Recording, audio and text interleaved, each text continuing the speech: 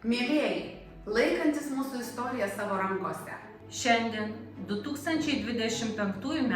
lapkričio 28 d. Su jumis sveikinasi Babtų gimnazijos bendruomenė. Nežinome, kas mūsų žodžius išgirs. Tačiau tvirtai tikime, kad puoselite ir branginate Babtų gimnaziją bei jos aplinką. Visad manėme, kad mūsų misija ugdyti savarankišką, intelektualią, kūrybingą asmenybę. Bendradarbiaudami gimnazijoje siekime ugdyti tokį mokinį, Kuris būtų sumanus, žingeidus, dvasiškai brandus. Rūpinamės, kad ateityje mokykla būtų Moderni, saugi, auginanti ir auganti.